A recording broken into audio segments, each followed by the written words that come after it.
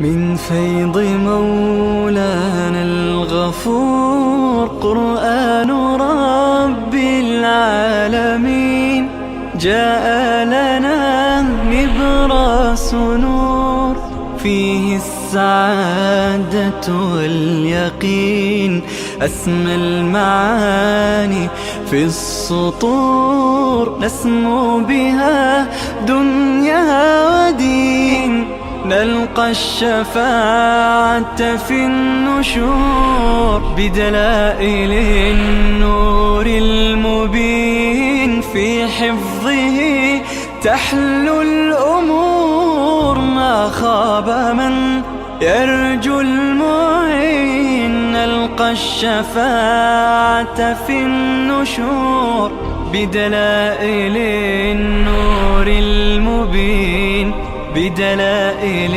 النور المبين.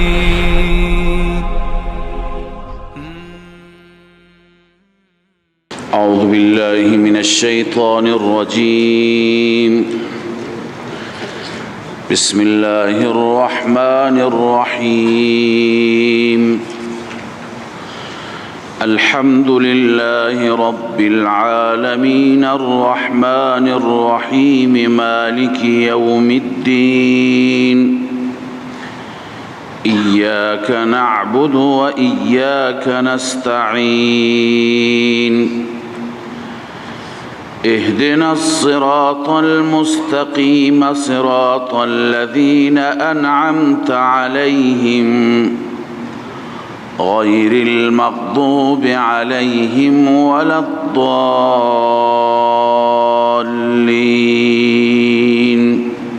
آمين. صدق الله العظيم. اللهم صل على سيدنا وشفينا وحبيبنا مولانا محمد وعلى آله وصحبه. سبحانك لا علم لنا إلا ما علمتنا إنك أنت العليم الحكيم، ولا فهم لنا إلا ما فهمتنا إنك أنت الجواد الكريم. لا حول ولا قوة إلا بالله. سوره مبارکه فاتحه هست. سوره فاتحه اسامی و نامهای زیادی دارد، علاوه از اینکه سوره فاتحه بهش میگویند ام الکتاب یا ام القرآن، هم به این سوره گفته میشه. معنای میدونید به معنای مادر هست که مفهوم و مراد اینجا اینه که خلاصه کل قرآن مجید هست و لب لباب کل قرآن مجید هست و مغز کل قرآن مجید هست. اما اینکه چگونه ام قرآن هست و خلاصه کل قرآن هست، این را هم خدمت شما عرض می کنم. نام دیگرش الاساس هست، هم اساس به هم معنای هست، اساس قرآن هست. تعلیم المسئله هست، چون که خدای عزوجل در این سوره مبارکه تعلیم داده، آموزش داده سوال کردن را، دعا کردن را. وقتی که بخواهیم از ربمون چیزی را مطالبه بکنیم، ابتداءً رب را تعریف میکنیم، حمد میکنیم. الحمد لله رب العالمین الرحمن الرحیم مالک یوم الدین. بعد از مدح رب العالمین بین خودمون و بین الله تعالی ارتباط را، رابطه را که چه رابطه ای هست، میگوییم ایاک نعبد و ایاک نستعین، که رابطه عبدیت و معبودیت هست، رابطه مخلوقیت و خالقیت هست. و بعد از اون سوال میکنیم اهدنا الصراط المستقیم صراط الذین انعمت علیهم غیر المغضوب علیهم ولا الضالین. به این خاطر این سوره را میگن تعلیم المسئله. همچنین 7 مثانی هم میگویند، یعنی 7 آیه‌ای که تکرار میشوند. 7 آیه‌ای که تکرار میشوند. خب چگونه تکرار میشوند؟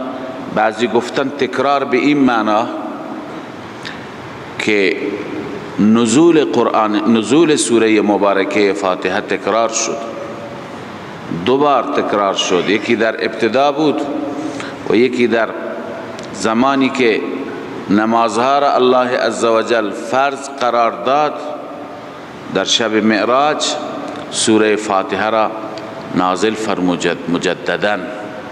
لذا در نزول این سوره تکرار صورت گرفته. و بعضی میگویند که 7 مثانی 7 آیه‌ای که تکرار میشوند، این معنی که بار بار سوره فاتحه قرائتش تلاوتش در نماز چی میشه؟ تکرار میشه. به این خاطر به این سوره میگویند 7 مثانی. به هر حال ما خدمتتون عرض کردیم که این سوره که یکی از نامهای معروفش ام القرآن هست، به معنای خلاصه و مغز کل قرآن مجید، چگونه این خلاصه قرآن مجید هست، در این رابطه مختصری عرض می کنم. اولا اینجا 2 بیان هست که یک بیان مال یکی از علما و مفسرین شهیر به نام علامه شبیر احمد عثمانی رحمه الله هست. ایشون تفسیر مختصر عثمانی را نوشتند که تفسیر عثمانی به فارسی برگردانده شده. جمعی از علمای افغانستان به فارسی برگرداندن، نامش را گذاشتن تفسیر کابلی. در واقع نام اصلیش بهترین نام هست، نمیدونم که چرا نامش را کابلی گذاشتن. تفسیر عثمانی نام مناسب تری شاید باشد. به هر حال ایشون تفسیر عثمانی را نوشتن. ایشون یک تقریری دارند، یک بیانی دارند، یک مطلبی دارند که بر اساس این مطلب و تقریر ایشون سوره مبارکه فاتحه یا ام الکتاب خلاصه کل قرآن مجید است. به این صورت می فرمایند که در قرآن مجید 6 تا موضوع و 6 تا مبحث هستند که مباحث اصلی قرآن مجید هستند. اون 6 مبحث چیه؟ 1 توحید، 2 رسالت، 3 قیامت، توحید، رسالت، معاد که اصول دین هستند، 4 احکام، بعد از ایمان عمل است نه،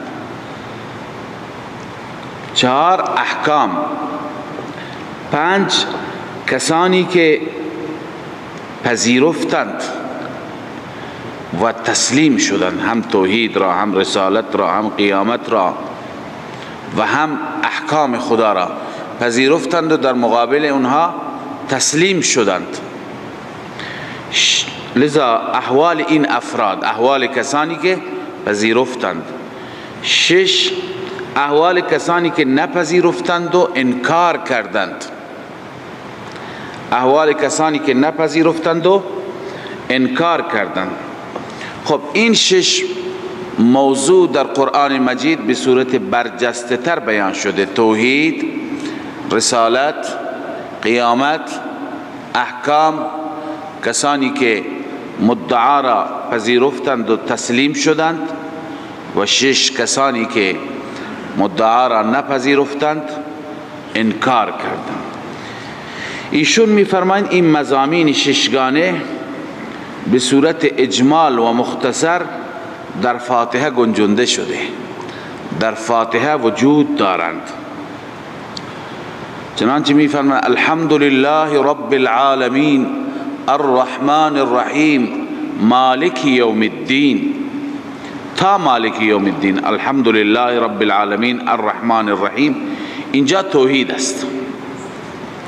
اینجا چیه؟ توحید است. اما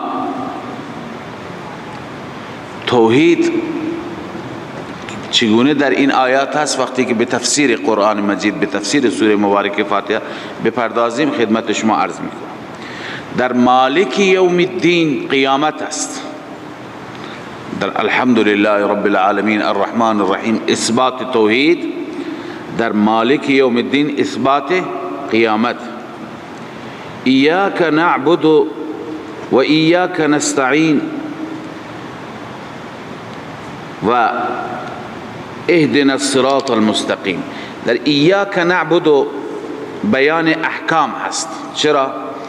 چون که نعبد اشاره هست به طرف تمام طرق عبادت، تمام عبادت ها را پروردگار برای تو انجام می دهیم.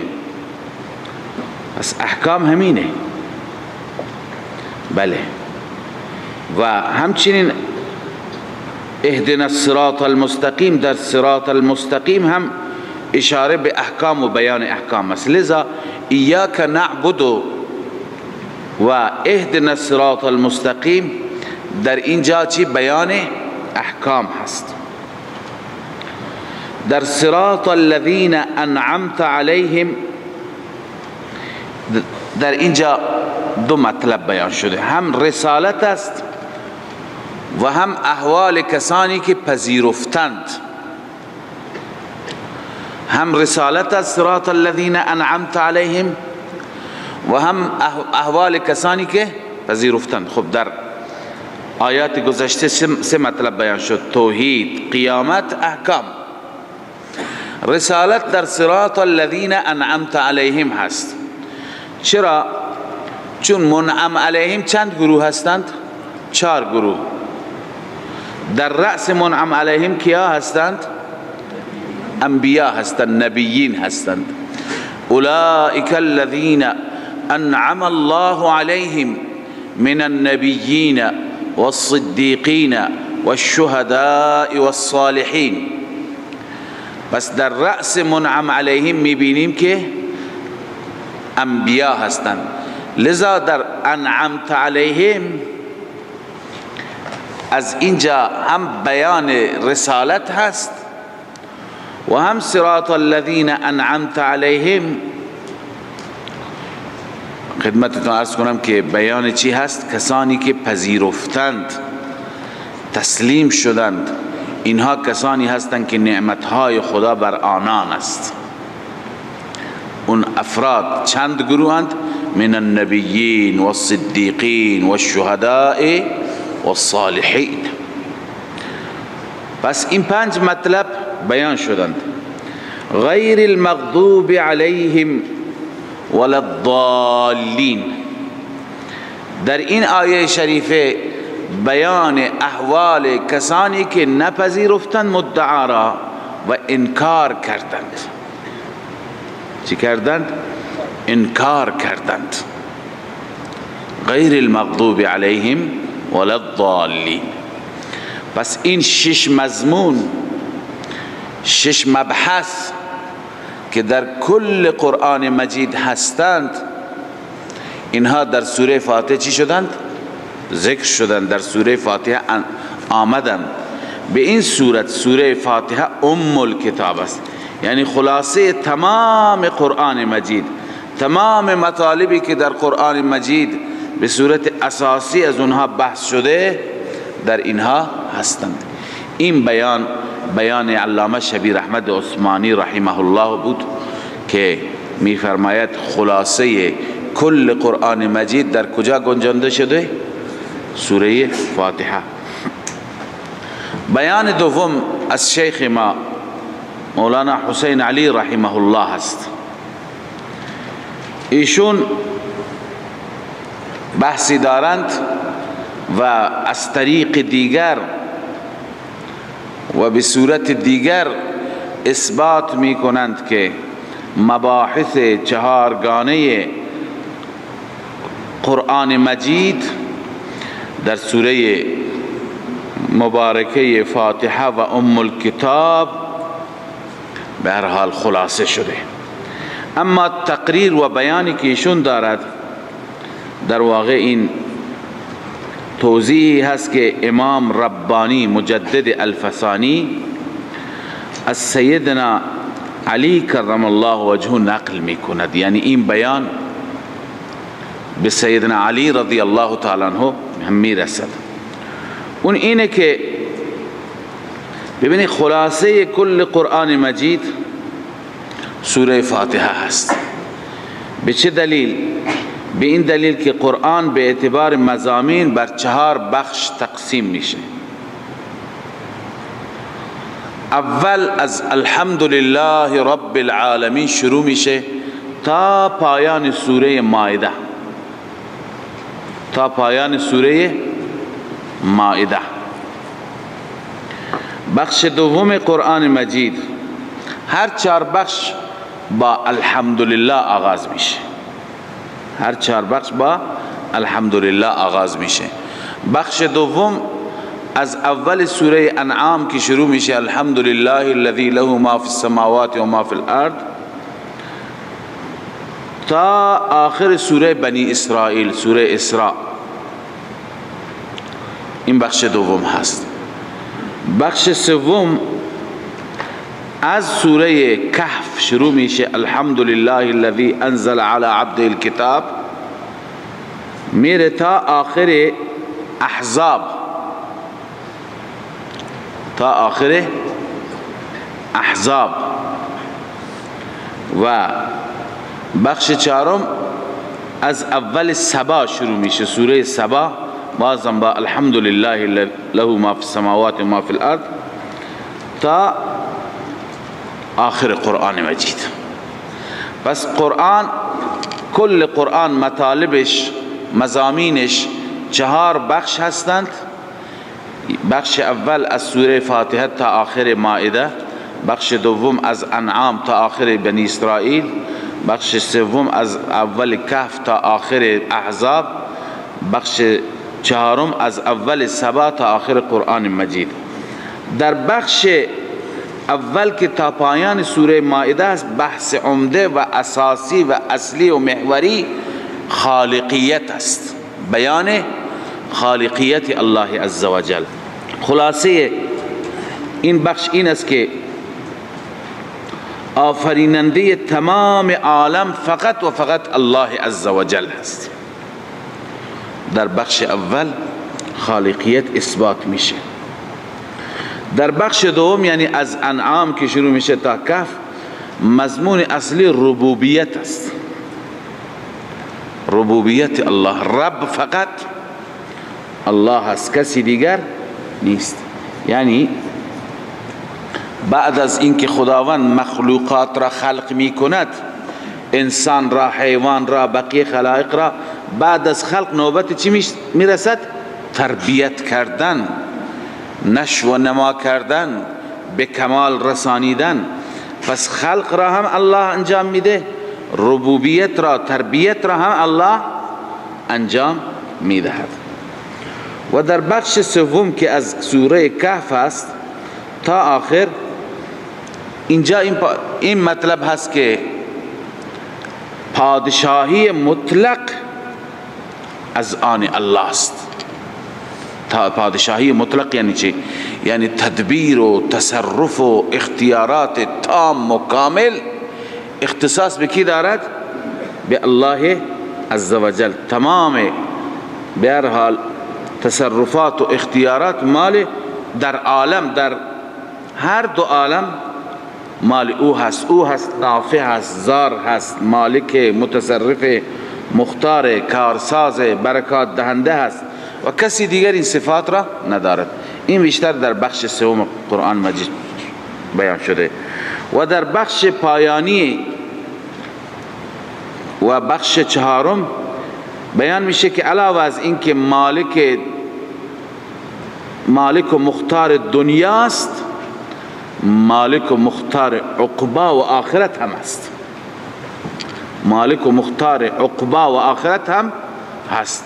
سوره های آخر قرآن مجید بیشتر به بحث چی میپردازند؟ قیامت، آخرت. و هیچ کسی حتی نمیتواند در محضر او شفاعت قهری داشته باشد که سوره های مومن حوامیم کلن بیشتر به این موضوع اختصاص دارند. به هر حال این تقسیم بندی قرآن مجید هست به 4 مبحث توحیدی. اکنون میفرماید که این 4 بحث در سوره مبارکه فاتحه چی شده؟ خلاصه شده. اول وقتی نگاه میکنیم الحمدلله، این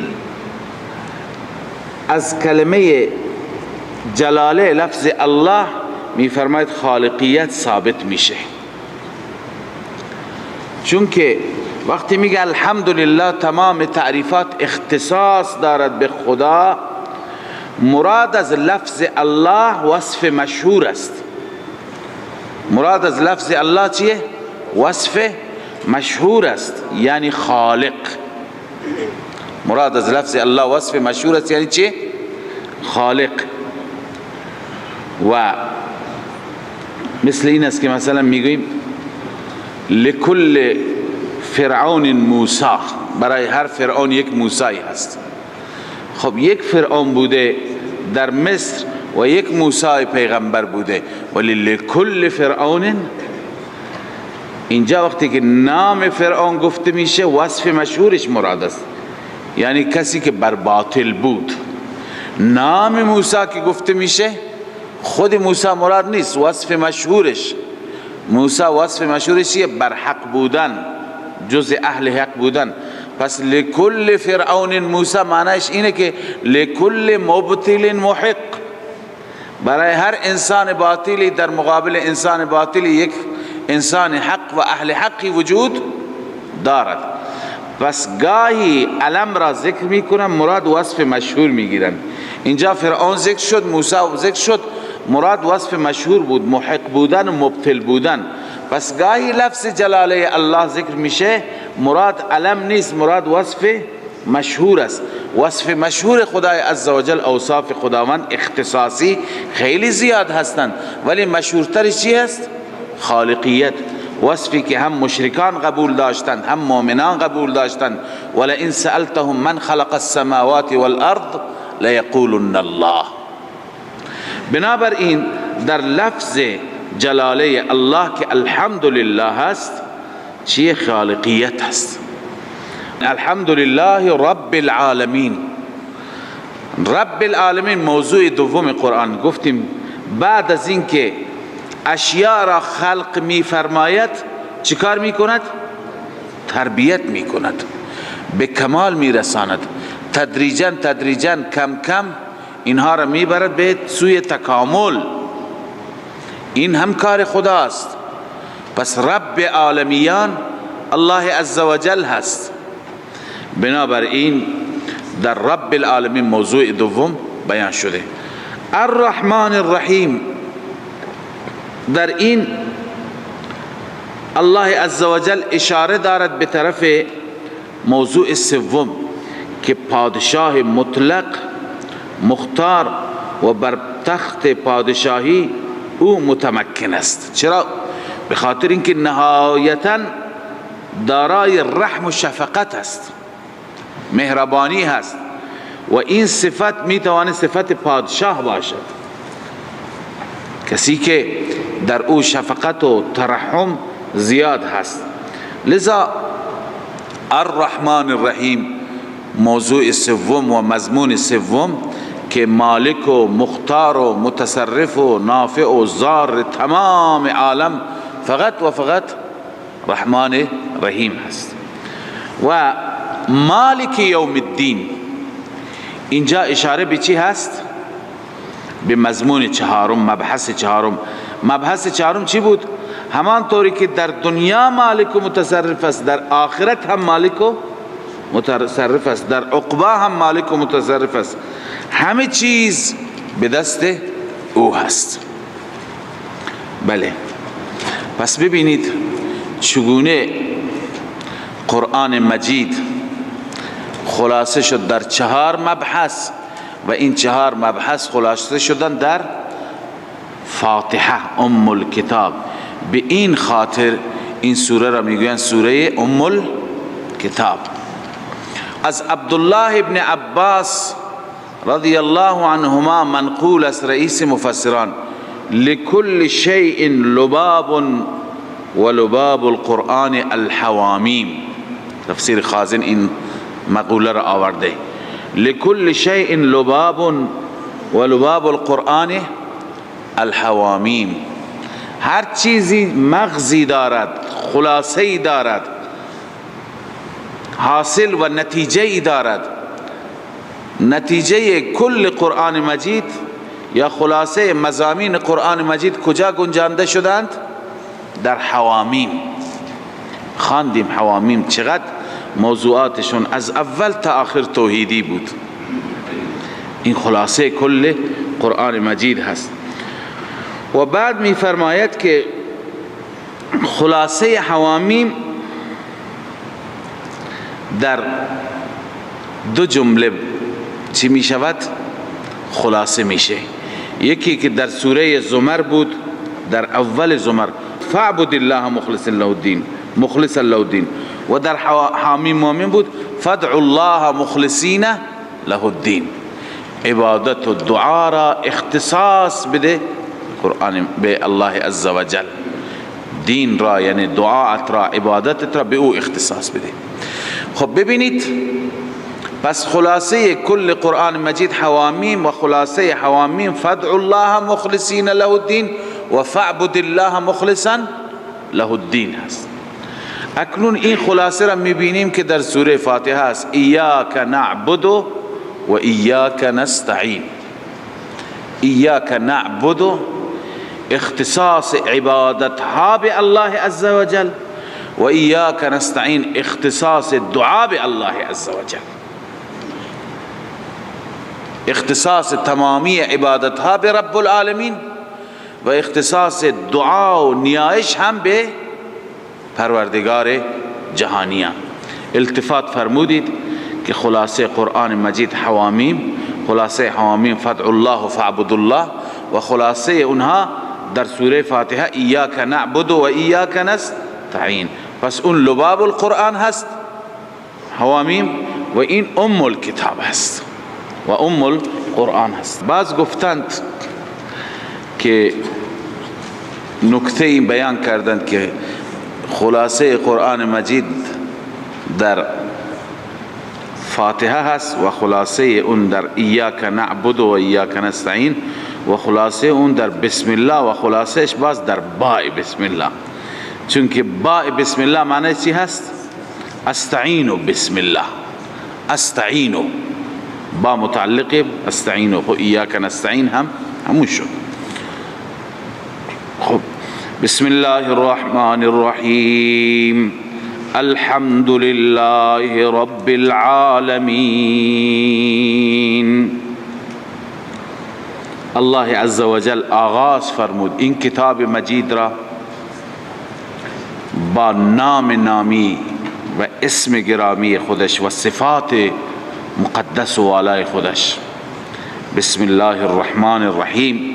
این سنتی هست که در اسلام مشروع شد. قبلا بود بسمک اللهم هم بود، بسم اللات والعزى هم بود، اما بسم الله الرحمن الرحیم شعار اسلامی ما هست. هر کاری را بیا بسم الله آغاز بکنیم. کل امر ذی بال لم یبدأ ببسم الله فهو اقطع. هر کار ذی شأنی که دارای جایگاه و منزلت هست با نام خدا آغاز نشه، با بسم الله آغاز نشه، اون کار بی برکت میماند، دم بریده و ناقص میماند. بله. بسم الله الرحمن الرحیم. الحمد لله رب العالمین. الحمد لله، بعضی گفتند ابتداش قولو چی هست؟ مقدر است، چون که یک نامی از نامهای این سوره چی بود؟ تعلیم المسئله. تعلیم المسئله وقتی که باشد گویا سؤال را به ما خدا تعلیم میده و آموزش میده، پس قولوا الحمد لله رب العالمین. اما بحث میکنیم روی الف لام، گرچه یک بار بحث کردیم ولی خب این بحثش مهم است، این را شما بدانید. الف لام از نظر عموم مفسران الف لام استغراقی هست. الف لام استغراقی وقتی که باشد، عزیزانی که نخواندند استغراقی را، معنی استغراقی اینه که در برگیرنده همه اشیاء ما تحتش. پس وقتی که بر حمد الف لام استغراقی آمده، معنیش اینه که تمام حمد در برگیرنده تمام حمدها میشه، تمام تعریفات میشه، تمام محامد و صفات میشه. همه این محامد، همه این صفات اختصاص دارن به الله، اختصاص دارن به الله. خب همه حمدها، همه تعریفات مال خدای تعالی هستند. اینجا اعتراضی وارد میشه که وقتی که همه حمد، همه تعریف مال خداند، خب خیلی ما از تعریفات را میبینیم که در مخلوقات هم یافته میشود، در مخلوقات هم یافته میشه. مثلا صفات رسول الله صلی الله علیه و سلم را که بنده خداست، بعضی از صفاتش رؤوف الرحیم هست، در قرآن کریم آمده و بالمؤمنین رؤوف الرحیم. بعضی از صفاتش سراجا منیر هست، انا ارسلناک بالحق شاهدا و مبشرا و نذیرا. اینجا بشیر و نذیر آمده، جای دیگه بشیر و نذیر آمده، اینجا و مبشرا و نذیرا. و داعیا الی الله باذنه و سراجا منیرا. خب ببین بشیر هست، نذیر هست، سراج منیر هست، این که رسول الله صلی الله علیه و سلم. اینها صفاتی هستند که در قرآن نسبت به رسول الله چیه؟ وجود داره. نسبت به بقیه انسان ها، بقیه انسان ها هم صفات خوبی میتوانند داشته باشند. مثلا نسبت به یک انسان میتوانیم بگیم سخاوت دارد، جواد هست، ذی جود هست، جود دارد. نسبت به یک انسانی وقتی که رحمش بالا هست، شفقتش بالا هست، میگیم رحیم هست، دلش رحیم هست. خب این صفات هم در مخلوق دیده میشه، هم در خالق دیده میشه. شما گفتید همه صفات اختصاص دارد به خالق، در حالی که این صفات را میبینیم در مخلوق هم هستند. متوجه شدید؟ پاسخ میدهند کسانی که معتقدند الف لام چی هست؟ استغراقی هست. میگویند که خب فرق میکند، این صفات در مخلوق عارضی هستند. این صفات در مخلوق چی هستند؟ عارضی هستند، یعنی با موت چی میشوند؟ فنا میشوند. وقتی که مخلوق میمیرد صفاتش هم میمیرد، با موت صفات هم فنا میشوند و از بین میروند. لذا اما در الله عزوجل این صفات چی هستند؟ دائمی هستند، یعنی همیشه بوده و همیشه خواهد ماند. مثلا خداوند عزوجل رحمان هست، رحیم هست، همیشه رحمان بوده و همیشه خواهد ماند. به هر حال این پاسخی هست که عموم مفسران ذکر میکنن بر این که الف لام چی هست؟ استغراقی هست. به هر حال دیدید که از قیل و قال خالی نیست، از اشکال خالی نیست این تفسیر. روی این هست که شیخ ما حسین علی رحمه الله می فرماید که این الف لام استغراقی نیست، یعنی همه صفات را در بر نمی گیرد. خب خیلی صفات هستند که اصلا مناسب نیست انسان اون صفات را برای خدای عزوجل ذکر کند. مثلا من قبلا گفتم صفاتی که ما انسان ها داریم، فلانی خوش قیافه هست، زیبا هست، قد قواره خوبی دارد، خب اینا صفاتی هستند که ما در دنیا از اونها تعریف میکنیم. این صفات به الله عزوجل نسبت داده نمیشوند، لایق الله تعالی نیستند. اینها صفاتی هستند که مال مخلوقات هستند، عارضی هستند. به این خاطر حضرت شیخ میفرماید که بهتر اینه که بگیم الف لام عهد خارجی هست، یعنی همه صفات در الحمدلله ذکر نشده. بعضی صفاتی که اختصاص به خدای عزوجل دارند، صفاتی که چی؟ اختصاص به خدای عزوجل دارند. بعضی صفات عمومی هستند، اونها را اینجا بحث نکرده. صفات اختصاصی همون صفاتی که در ملائکه دیده نمیشند، همون صفاتی که در وجود رسول الله صلی الله علیه وسلم حتی نیستند، در انبیاء دیده نمیشوند، در اولیاء دیده نمیشوند، در جنات دیده نمیشوند. اون صفات مد نظر هستند، صفات اختصاصی، صفات خاص.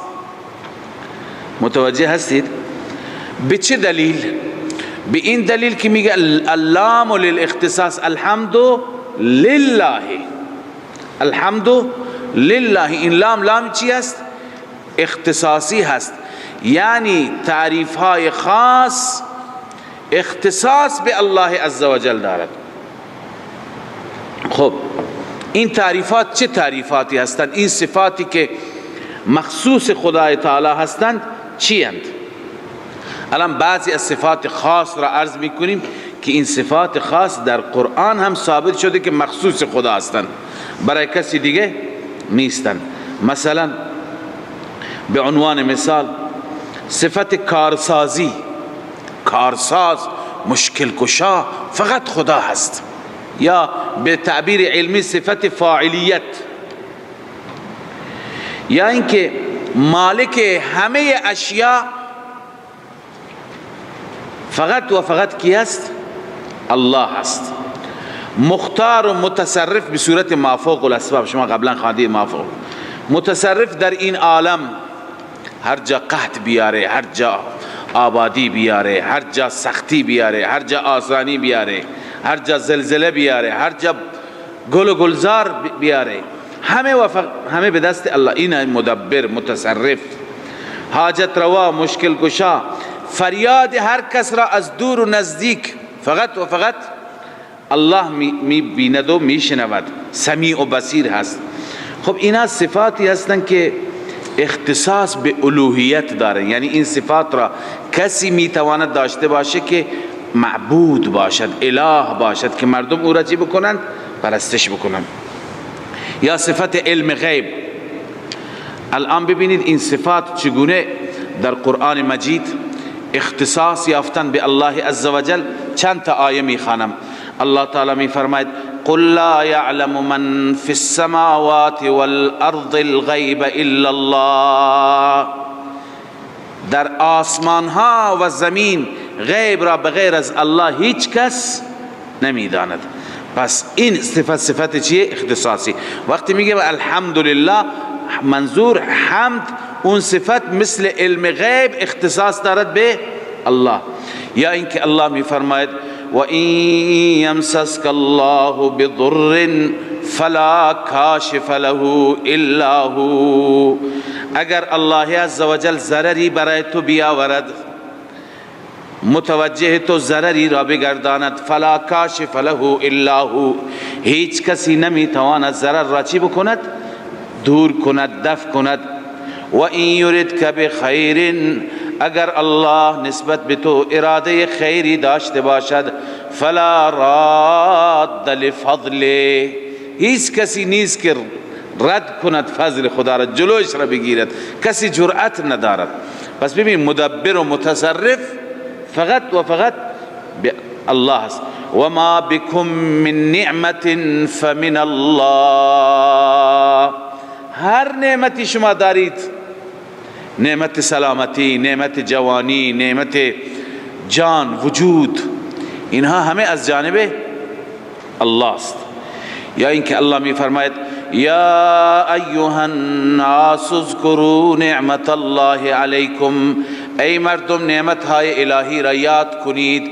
هل من خالق غیر الله، آیا بغیر از الله خالقی هست؟ پس صفت خالقیت هم اختصاص به کی دارد؟ به الله دارد. و صدها آیه دیگر که در اون آیات صفات مخصوصی برای الله است. ولله ما فی السماوات و ما فی الارض، تصرفات آسمان ها و زمین همه و همه برای خدا. لذا حاصل این بحث ما این شد که وقتی که شیخ حسین علی میفرماید الحمدلله، حمد و صفات اختصاصی یعنی اونهایی که مخصوص الله هستند مراد هست. صفت خالقیت، صفت مالکیت، صفت رازقیت، سمیع و بصیر بودن، حاضر و ناظر بودن، مشکل گشا، حاجت روا، عالم الغیب، این صفات چی هستند؟ لله، اختصاص دارند به الله عزوجل. بله، باز ببینیم این ما که در الحمدلله توحید را ثابت کردیم و گفتیم از اینجا اون توحید خالص ثابت میشه. هر جا که قرآن مجید الحمدلله آورده، یا ما قبلش یا ما بعدش، شما اگر عنایت بفرمایید کل بحث توحید است، بحث صفات خدا هست، یا بحث خالقیت یا تدبیر و تصرف است. الله تعالی می فرماید فقطع دابر القوم الذين ظلموا والحمد لله رب العالمین. ریشه مشرکان را الله می فرماید که خداوند برکند، والحمد لله رب العالمین.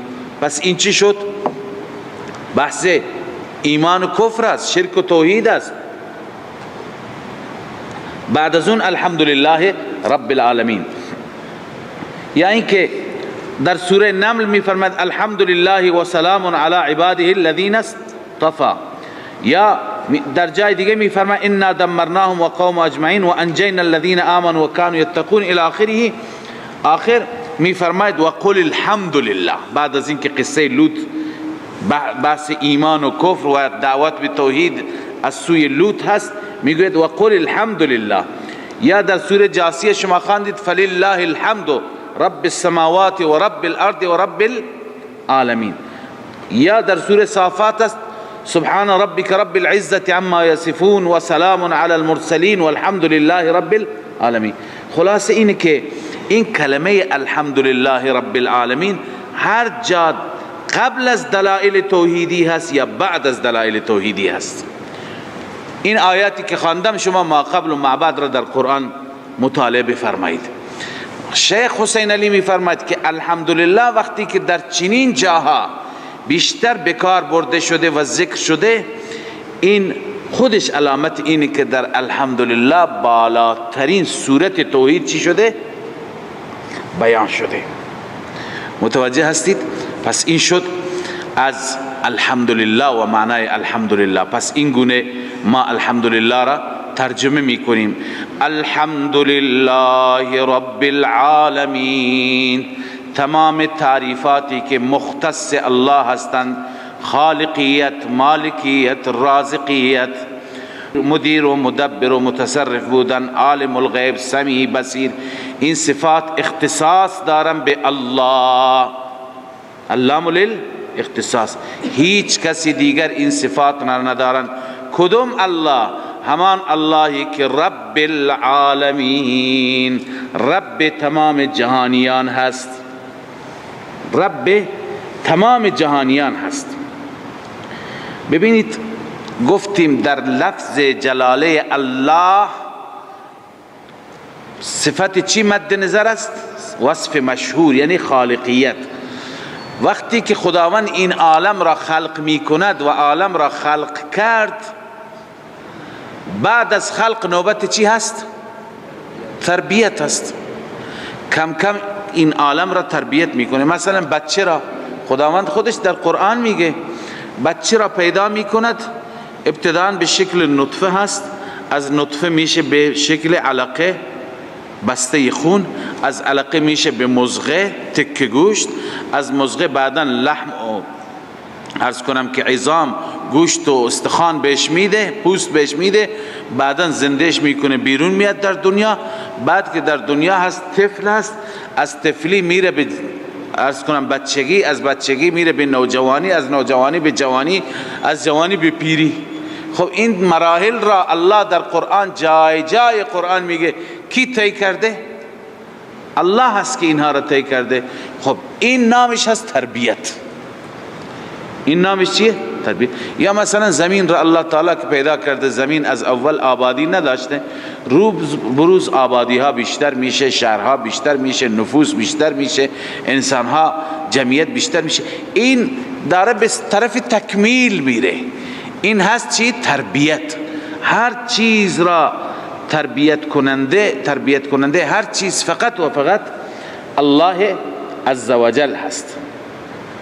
به این خاطر امام نصفی از امام واسطی نقل می فرمایند، تفسیر مدارک آورده، گفته هو الخالق ابتداء والمربی غذاء والغافر انتهاء. خداوند ذاتی است که هو الخالق ابتداء چی هست؟ خالق است. ابتداء هر چیز را اول خلق می کند. والمربی غذاء، بعدا تربیتش میکنه، غذایش را فراهم میکنه تا این رشد بکنه، حیوانات را، پرندگان را، چرندگان را، خزندگان را، همه را، نه اینکه فقط انسان را. اینقدر مخلوق دارد در دریاها، زیر زمین، در کوهها، در بیابانها، در جنگلها، همه را الله عزوجل. پس اینها را مربیشان هست غذاء والغافر انتهان. انشاءالله انتهان بنده خودش را هم چی میکند؟ مغفرت میکند. و هو اسم الله الاعظم. حتی امام واسطی معتقد است که این رب العالمین اسم اعظم است.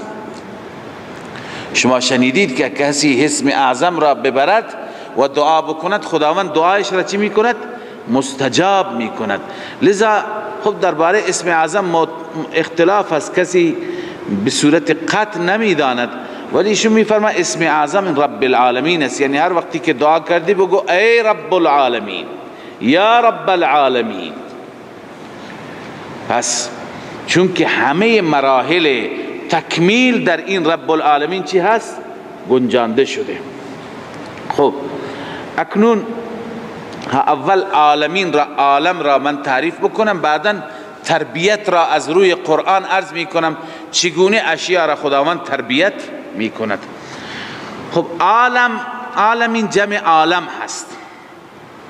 عالم صیغه اسم آله هست. میدونید اسم آله را دیگه میگن اون چیزی که به وسیله او شناخته میشه. الان خدای عزوجل را ما به وسیله چی میشناسیم؟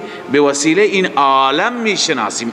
العالم ما یعلم به، یعنی هر آن چیزی که از اون چیز به وجود خالق شما پی ببرید. مثلا شما میرید کوه را میبینید، عجب چنان محکم به مثل میخ کوبیده شده که زمین تکان نخورد. اون طرفتر میرید دریا را میبینی، اون طرفتر میبینی دشت و جنگل را میبینی، خورشید را میبینی چه نظام منظمی دارد، هر روز وظیفه انجام میده، از صبح تا غروب تمام دنیا را روشن میکنه، بعد شب بیاد. همیشه یک نظامی هست، مثل چرخ آهسته آهسته چی میکنه؟ دور میزنه. ذره این طرف و اون طرف نیست، ثانیه بالا و پایین، تقدیم و تأخیر نیست. شما از همه اینها پی میبرید به وجود الله. شما میگید اینا خود به خود به صورت خودکار که نمیشه، یک قدرتی هست که داره اینها را چی میکند؟ چرخ میده، میگرداند، دستور میده. پس اینهایی که شما به وسیله اینها به وجود خدای عزوجل پی میبرید، اینها را میگن عالم و خدا را میگن رب العالمین. متوجه هستید؟ یا مثلا حیوانات را، نباتات را. لذا امام نصفی میفرماید والعالم کل ما علم به الخالق. عالم به چی میگویند؟ هر چیزی که وسیله شناخت خالق باشد. هر چیزی که وسیله شناخت خالق باشد. من الاجسام، چه جسم باشند، والجواهر، چه جوهر باشه، والاعراض، چه اعراض باشند. اعراض مثلا اعراض رنگ ها هستند و سردی و گرمی هست. او کل موجود سوى الله، یا هر موجودی غیر از الله عالم است. هر موجودی، حیوانات یک عالم هستند، درختان یک عالم نباتات هستند، سنگ ها یک عالم جداگانه هستند، انسان ها، جنات، هر یک عالم است. خب او کل موجود سوى الله فسمی به، چرا به اینها عالم میگن؟ لانه علم على وجوده، یا علم على وجوده، اینها علامت وجود خدا هستند. از اینها شما پی میبرید به وجود خدای عزوجل. مدارک. خب اکنون من نظام ربوبیت را برای شما از قرآن عرض می کنم.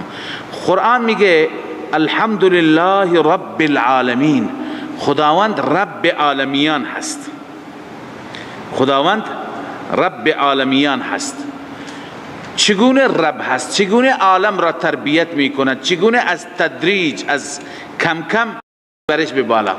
الله تعالی درباره انسان جایی در قرآن می فرماید الله الذي خلقكم من ضعف، الله عزوجل شما را پیدا فرمود از ضعف، یعنی ابتداء در وجود شما چی هست؟ ضعف هست، ضعیف. ثم جعل من بعد ضعف قوه، بچه که هستید ضعف هست، نه انسان ضعیفه. الان تربیت را ببین، پرورش را ببین. ثم جعل من بعد ضعف قوه، سپس بعد از ضعف قوه هست. ابتدا حتی نمیتونی بشینی، تا که میشینی میفتی، آخر منشینی کم کم قوت.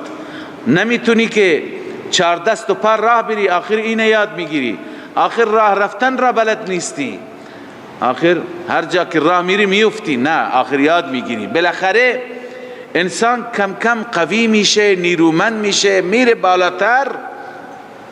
ثم جعل من بعد ضعف قوه، بعد از این ضعیفی قوی میشه.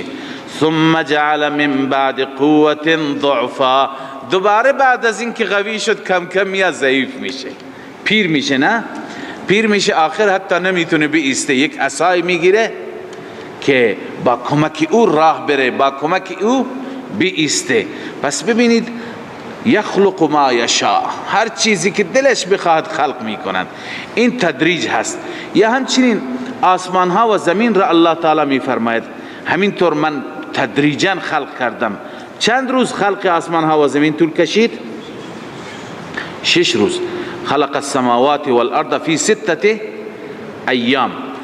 یا اینجا میفرماید خلق السماوات والارض بالحق وصوركم فاحسن صوركم، آسمان ها و زمین را پیدا کرد به حق و همچنین شما را صورت داد، شما را زیبایی داد، شما را چی داد؟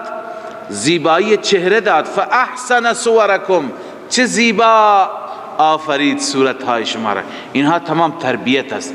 یا در جای از تربیت به صورت تربیتی از خوراک انسان میگه. الله تعالی میفرماید خوراکت را نگاه کن، پرورش و تربیت را. ابتداء میگه ما آب دادیم از آسمان، این آب به زمین ریخت. این زمین، در زمین چی بود؟ بذر بود، دانه بود. این بذر کم کم آمد زمین را شکافتیم. فلینظر الانسان الی طعامه، انسان به طعامش نگاه بکنه. نان خوبی الان میخوری، خورش میخوری، برنج میخوری، غذای لذیذ میخوری، ولی برو از ابتدا مطالعه بکن اول چی بوده، به کجا رسیده. الله تعالی این تربیت را در قرآن انسانها را، فکر انسانها را میبره که انسانها به این نتیجه برسند که رب العالمین او هست. الله میفرماید فلینظر الانسان الی طعامه، انسان طعامش را ببیند. انا صببنا الماء صبا، اول ما از آسمان آب ریختیم ریختنی. ثم شققنا الارض شقا، سپس زمین را ما چیکار کردیم؟ شق کردیم، شکافتیم. زمین شکم باز کرد تا جوانه بیاد بیرون. فانبتنا فیها حبا و عنبا و قضبا و زیتونا و نخلا، انواع خوراکی ها و نیازهای شما، دانه های گندم و جو، برنج و ذرت و هر چی که نیاز شما هست، و همچنین انگور، همچنین نخل خرما، همه چیز نیازات شما، اینها را همه را ما چی؟ و حدائق غلبا و فاکهة و ابا متاعا لکم و لانعامکم، باغچه‌های، باغ‌های بزرگ کوچک همه را ما درست کردیم که هم برای شما و هم برای چارپایان شما باشد. انسان فکر نمی کند که انسان تدریجا از کجا آمده به کجا رسیده. خوراکش، این خوراک لذیذی که به دست داری، همین لباسی که به تنت هست، ابتدایش چی بوده؟ یک دانه بوده، دانه پنبه بوده که کاشته شده، یا عرض کنم که نخی بوده که از کجا گرفته شده، آخر آمده به اینجا رسیده. لذا تربیت در هر چیز انسان مطالبه کند به ربوبیت الله عزوجل میرسد. یا درباره خود انسان الله میفرماید انا خلقناکم من تراب، شما چی بودید؟ خاک بودید. ثم من نطفة ثم من علقة ثم من مضغة مخلقة و غیر مخلقة الى آخره. خاک، نطفه، خون، عرض کنم گوشت، تا اینکه انسان خلق میشه و شکل و زیبایی خدا بهش میده، روح و جان بهش میده. پس رب العالمین به این معنا هست در قرآن مجید. قرآن جای جای این رب العالمین را چی کرده؟ تشریح کرده. پس این شد تفسیر چی؟ رب العالمین. الحمدلله رب العالمین، تمام تعریفات مر خدایی را که رب عالمیان است، رب تمام جهانیان است. این تربیت را ما فقط در خودمون دیدیم، در خوراک خودمون، در وجود خودمون. الله تعالی همین تربیت را در خلق آسمان ها و زمین دارد، همین را در حیوانات دارد، همین را در خزندگان و پرندگان دارد. همه پرنده تازه از تخم بیرون میاد، این ور اون ور میفته، بعد از چند ساعت حتی بعضی ها میبینیم میپرند و میروند. لذا همه این تکامل به وسیله ذات الله انجام میگیرد. صدق الله مولانا العظیم. من فيض مولانا الغفور قرآن رب العالمين، جاء لنا نبراس نور فيه السعادة واليقين، أسمى المعاني في السطور نسمو بها دنيا ودين، نلقى الشفاعة في النشور بدلائل النور المبين، في حفظه تحلو الأمور، ما خاب من يرجو المعين، نلقى الشفاعة في النشور بدلائل النور المبين، بدلائل النور المبين.